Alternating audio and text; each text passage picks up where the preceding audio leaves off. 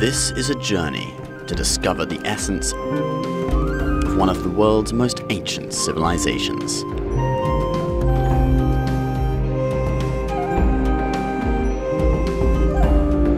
Discovering China.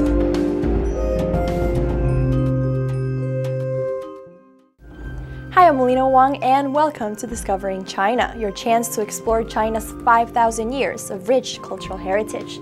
Coming up on this week's show, Ben Hedges meets up with Chinese cultural organization Wall Street Chinese to learn some calligraphy. And Margaret Tribe tells the story of Zhuge Liang, the most accomplished military strategist of China's Three Kingdoms era. The Chinese writing system has a history of over 3,000 years, and China has the most complete set of written historical records compared to any other country in the world. Ben Hedges talked to one calligraphy master to find out more about the tradition. Well, I'm here with Helen Liu and her colleague Mr. Guan from Wall Street Chinese. Thank you very much for being here with us today. Helen, first of all, would you like to give us a little introduction? What is Wall Street Chinese? I founded Wall Street Chinese back in 2009 in responding to the increasing need of the Western society getting know more about the East.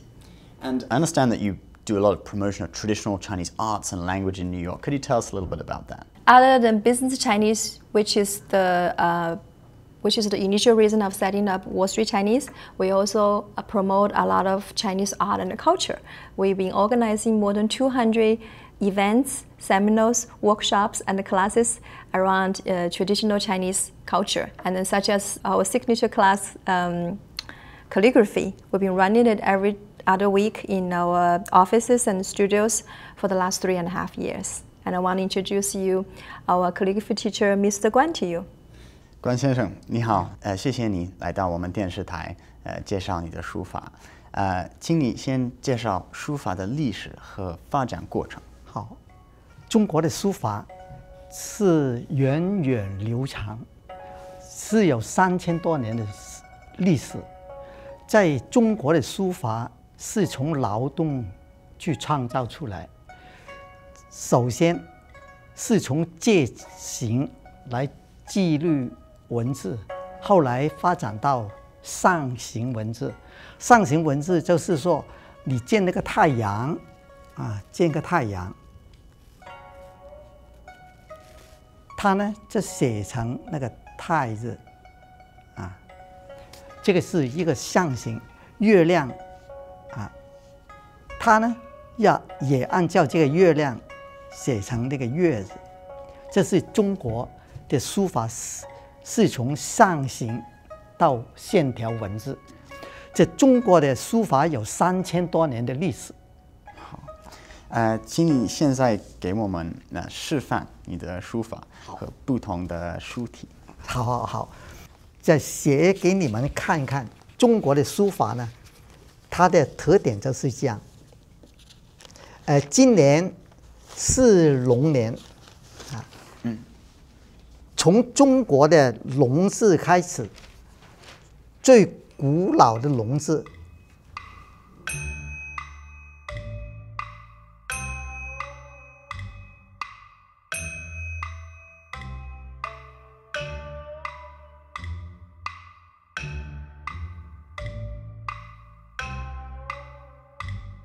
这是最古老的这个篆体。篆体写的文字呢，这从线条里边去看它的美。后来为了大家都认识文字，后来发展到呢那个隶书。这个隶书的意思呢，就是奴隶。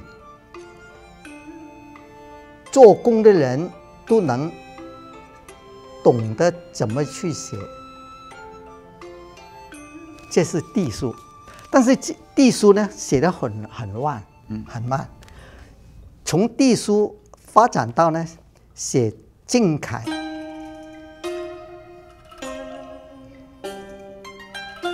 这个正楷，这个线条呢，这写的时间可以快一点。 但是呢，这个书法都没有一种动感。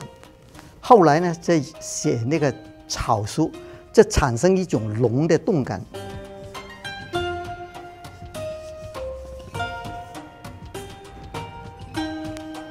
这个龙是好像是动的，飘啊飘啊一样。写的真漂亮。谢谢。你喜欢写什么东西？你告诉我，我写给你看看。可以写我的中文名字吗？啊，好极好极啊！我现在呢，再告诉你，我们写书法的时候呢，就要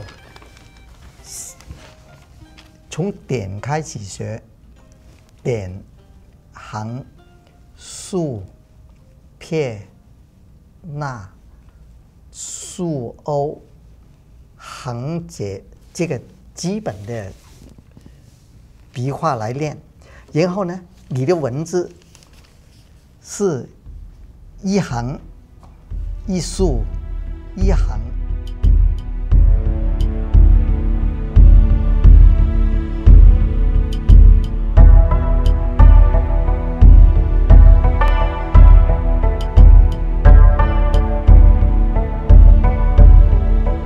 这是我们写书法最初的练习。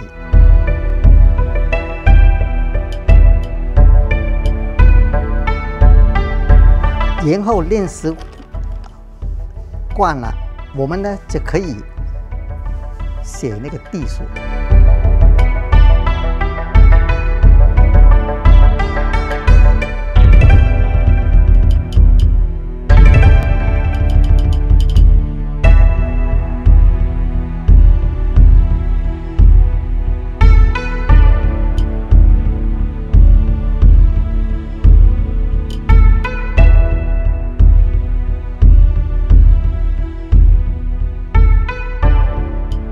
郭先生，你的名字呢，就是这样了，写得很希望漂亮你喜欢。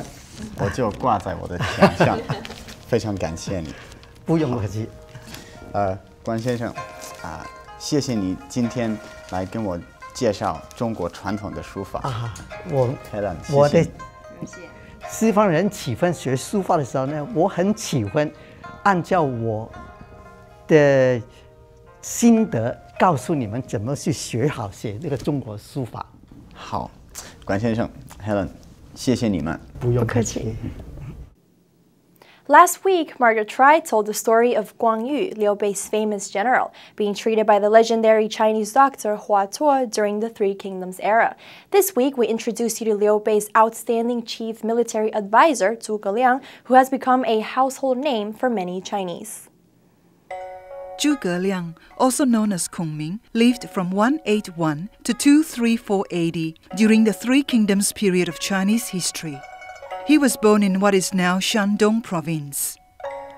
Zhuge Liang was a brilliant statesman and was considered the greatest military strategist of his era.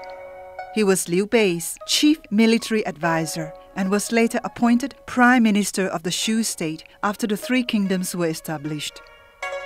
Zhuge Liang is often depicted wearing the traditional outfit of a Taoist priest and carrying a goose feather fan in one hand.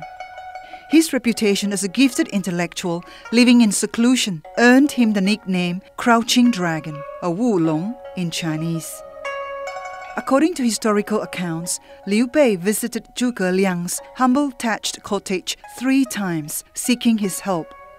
On the 3rd visit, Zhuge Liang agreed to help Liu Bei's attempt to restore the Han dynasty. Zhuge Liang was also a musician, an accomplished scholar, a visionary, and a creative inventor. According to historical texts, Zhuge Liang invented the Landmine, an automatic transport wagon similar to the wheelbarrow, and also the repeating semi-automatic bow called Zhuge crossbow that could shoot further and faster. It was believed that Zhuge Liang invented the sky or Kunming lantern. He created the lanterns when General Sima Yi of the Wei state trapped him in Pingyang. After reading the message on the lantern, neighboring troops came to his help. One legend has it that Zhuge Liang invented the Chinese steamed bun, or mantou, which means barbarian's head. He conceived the mantou after a battle against Meng Huo, the barbarian king in the southern region of China.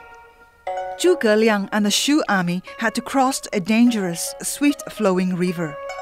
He was advised that he needed to offer the heads of 50 men to appease the river spirit.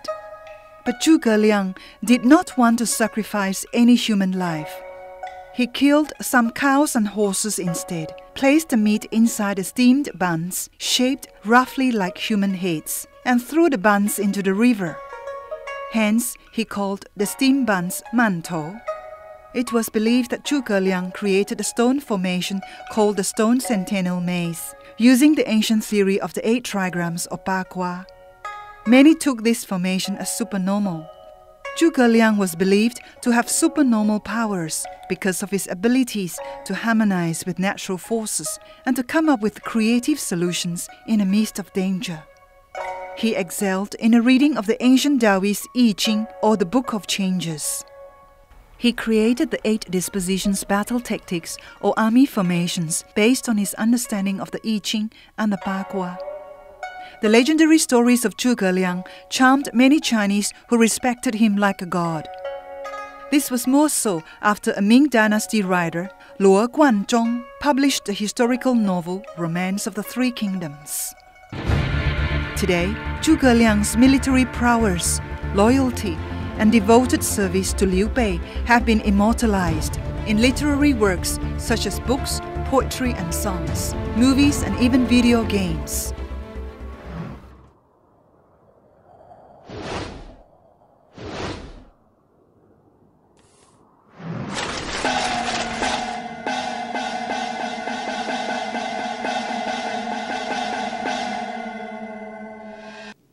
That's all for this week's show, but don't forget you can find us online at ncd.tv, and you can also subscribe to this show, plus NCD's China News, China Focus, and Learn Chinese series on YouTube.